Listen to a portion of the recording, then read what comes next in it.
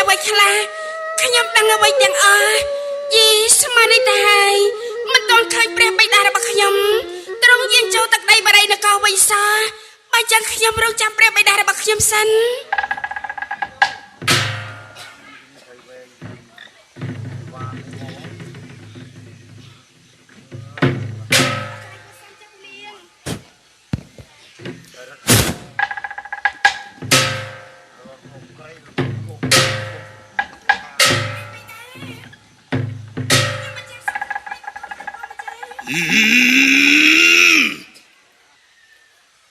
สวรรค์เลยค่ะ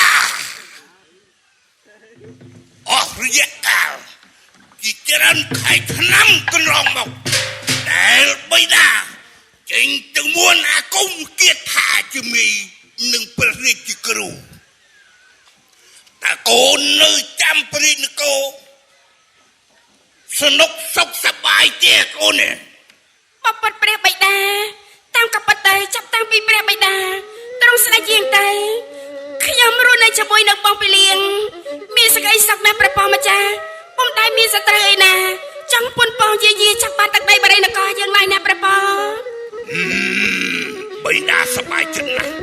ដោយសារកូនមានសេចក្តីសុខក៏ប៉ុន្តែបិតាស្ដេចយាងមកតាមផ្លូវបានឃើញការពុព្រឹកដ៏មានរូបឆោមលំពណ៌ល្អរីកខុសរដូវតែផ្កានេះវាហាក់បីដូចជាមានរូបវិញ្ញាណនៅក្នុងនេះព្រះបិតាព្រះប៉ម្ចាស់ខ្ញុំមិនចាំមិនដឹងឃើញកាយណាដែលមានសម្រស់ស្រស់ស្អាតចឹងទេណាព្រះប៉ម្ចាស់ហើយពិតជា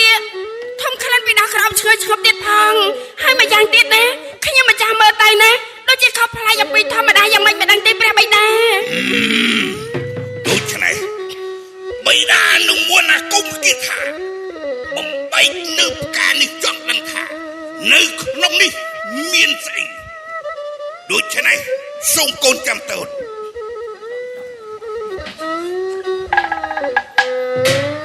នឹកគុណលោកគ្រូបាអាចារ្យបំបីផ្កានេះឲ្យបានដូចសេចក្តីប្រាថ្នា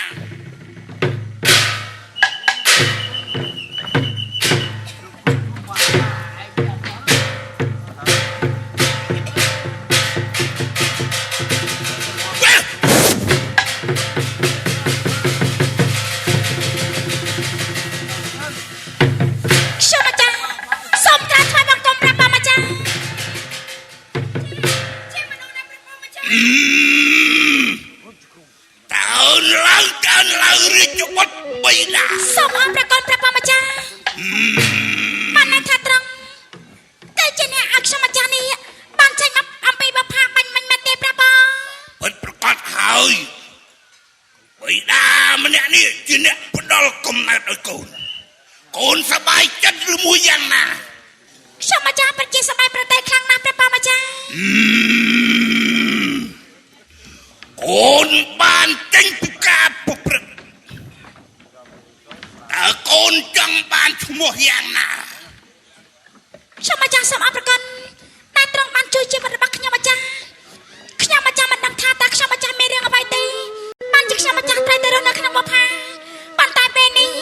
ខ្ញុំអាចចេញពីបផាបានហើយមិនតែប៉ុណ្ណោះមានរឿងរ៉ាវជាមនុស្សធម្មតាទៀតផងមកចង់មិនថាត្រង់ពិតជាអតីតបេតាខ្ញុំព្រមទទួលខ្ញុំម្ចាស់រស់នៅជាមួយនឹងត្រង់ហើយឲ្យខ្ញុំម្ចាស់ធ្វើជាបុត្ររបស់ត្រង់មែនទេ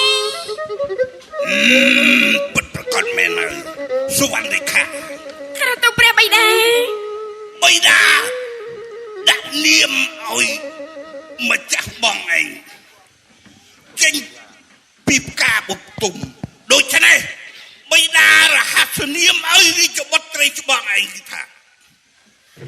បុទុំសូរិយាណាបុទុំសូរិយាមែនទេមានឈ្មោះថាបុទុំម្ចាស់សូរិយាត្រង់ខ្លាំងណាស់តែព្រះអង្គម្ចាស់ដាក់នាមឲ្យខ្ញុំម្ចាស់ថាមានព្រះនាមថាបុទុំសូរិយាពិតជាមានឈ្មោះពីររឿងមែនព្រះប៉ម្ចាស់តើឡើងពុតចាំមិនន័យថាក្រៅទៅព្រះបិតានឹងបុទុំសូរិយាកូនត្រូវរៀបចំដំណាក់ដែរបិតាទឹកនឹងសាសំហើយនោះឲ្យម្ចាស់បងឯងបានសមរម្លឺដែរក្រៅទៅព្រះបិតាមិនអីទេ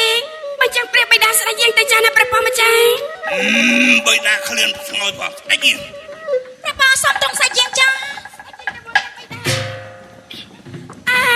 ម្ចាស់បងនេះខ្ញុំម្ចាស់មិននឹកស្មានថានៅសុកម្ចាស់បងចេញពីបផាចាំងសោះណាព្រះប៉ម្ចាស់ មែនហើយបងក៏សប្បាយប្រតិដែរមិននឹកស្មានថាបងមានខុសវាសនាអាចរួចផុតអំពីផ្កាបប្រឹកបានប្រថាបងរស់នៅទីនោះច្រើនឆ្នាំណាស់មកហើយបងសានវេទនាខ្លាំងណាស់ហើយលែងមានមិននឹកស្មានថាបៃតារបស់អូនទ្រង់គឺជាយៈទេតែទ្រង់មានប្រតិល្អចំពោះបងខ្លាំងណាស់បានចឹងចាប់ពីពេលនេះតទៅបងសម្រាប់នោះជាមួយនឹងអូនមិនតែប៉ុណ្ណោះបងនឹងមកថែអូននឹងព្រះបៃតាពេញមួយជីវិតរបស់បងតែម្ដងណាអូន ខ្ញុំម្ចាស់អរប្រគុណណាព្រះប៉ម្ចាស់ចាប់ពីពេលនេះតទៅណាខ្ញុំម្ចាស់លែងអត់សុខនៅម្នាក់ឯងទៀតហើយណាព្រះប៉ម្ចាស់ មែនហើយម្ចាស់អូនសាច់យាងណាអូនណា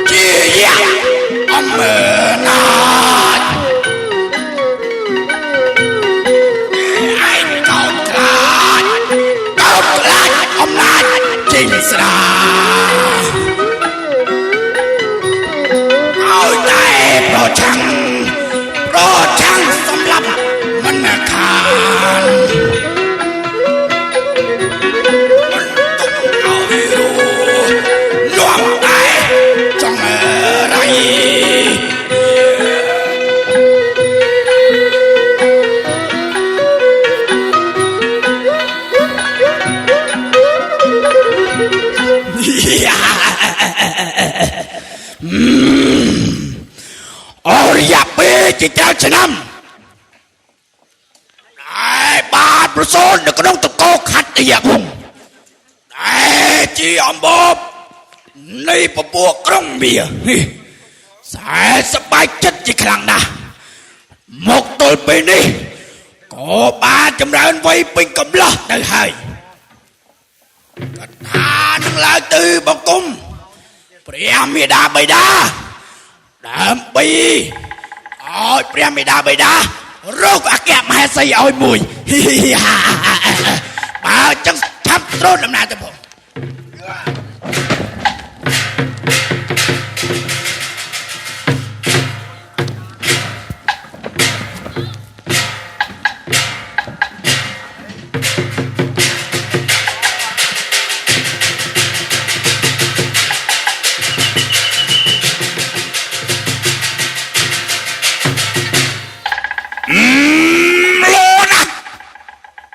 រកកន្លែងគួសម ព្រះស្វាមីបុត្រារបស់យើងដូចមិនទាន់ឃើញឡើងមកបង្គំផ្គាល់យើងសោះណាព្រះស្វាមី រូបចាប់មើលបន្តិចមើលព្រះមហាសីអូន មេខ្ញុំម្ចាស់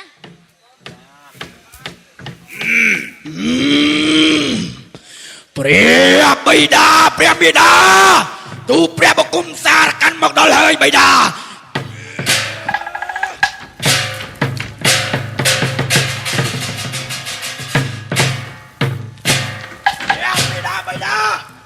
ព្រះបង្គំសារកាន់សូមថ្វាយបង្គំព្រះបិតា លោកណារកកន្លែងគួសមចុះបរិជ្ជបុត្រារបស់បិតា អស់ហើយដល់បុត្រា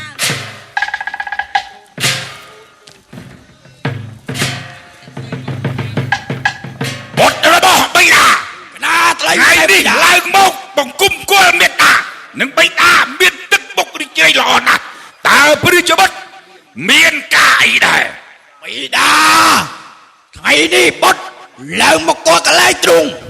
គឺមានកិច្ចការសំខាន់ណាស់បិតាអើយ មានការ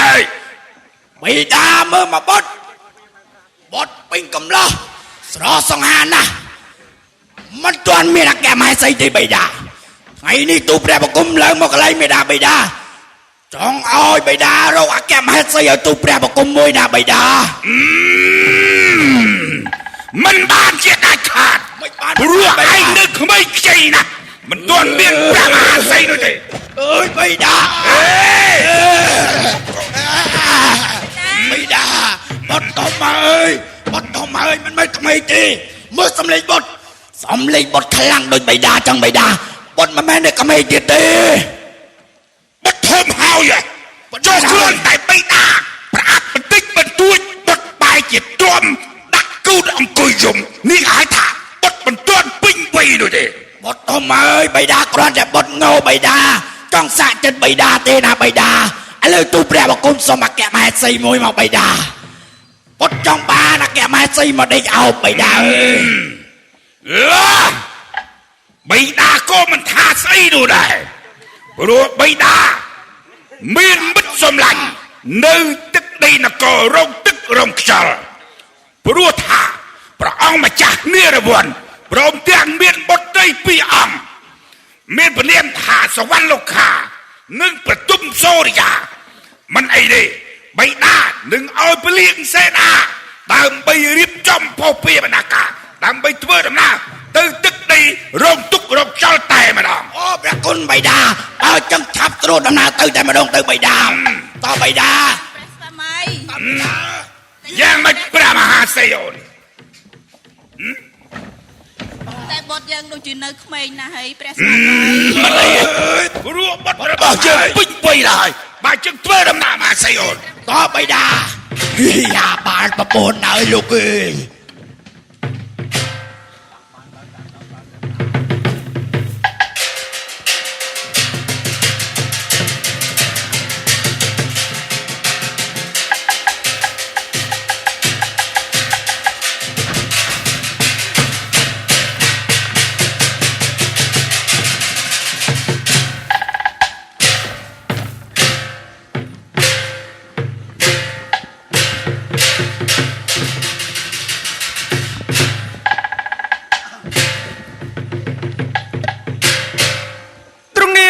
ចិនវង្ស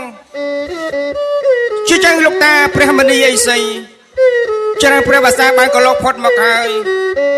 ដល់ខ្ញុំមកជួបនឹងលោកតាសិក្សារៀនសូត្របានចេះចំដោយសក្តីបងវឌ្ឍនាហើយព្រះធម៌